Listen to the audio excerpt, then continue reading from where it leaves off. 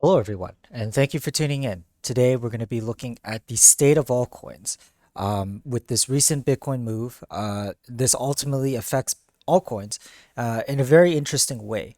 Remember, if you do like this video and the other videos that I make on this channel, be sure to hit the like button down below and also consider subscribing.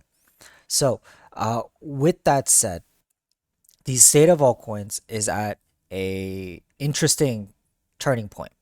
Bitcoin is up 5% for today. It's now at $54,000. If we flip it back, you'll see that we've broken local resistance, or I guess you would say like the last peak, local peak, at about $52,000, and we're currently at 54, heading towards what seems like the prior all-time high. With this recent move and altcoins failing to keep up, the Bitcoin dominance is rising. In fact, it rose today at 1.1 percentage points, getting it back to the 20-week moving average. Now, this is the thing.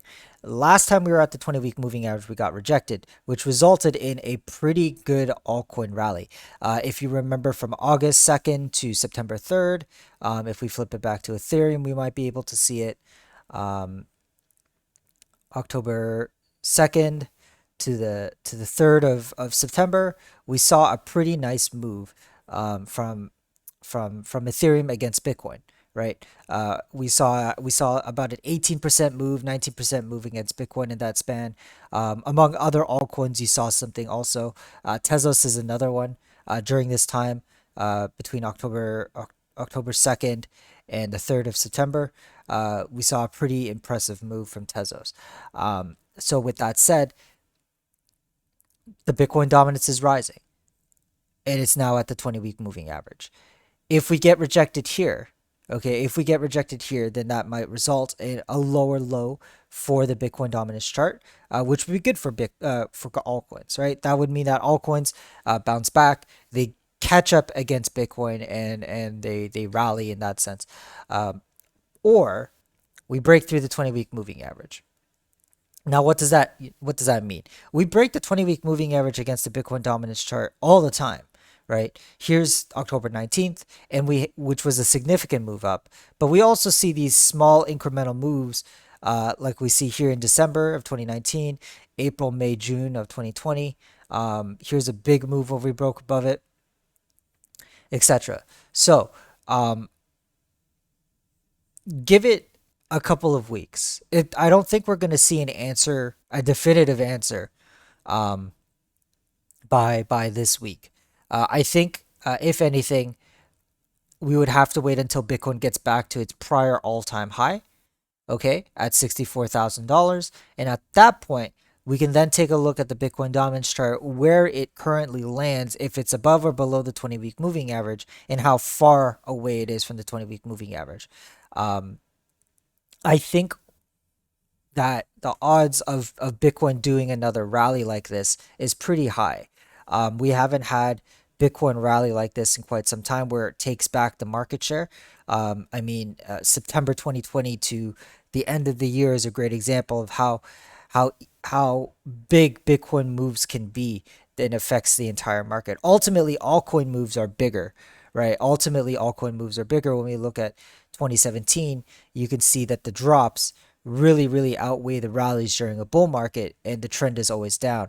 It's only in a bear market where we see Bitcoin bring back that dominance back to the 70% range. So with that said, if we think we're in a bull one, which is what I think we are in, then it is, for me, I believe that the trend for Bitcoin dominance will continue to go down. How quickly, though, I'm not sure. But I think the breakage of the 20-week moving average, whenever that happens, will be a good indication. If we do break it, and Bitcoin is still rallying, then odds are is we will continue to increase in dominance. Like Bitcoin continue to eat up that market share.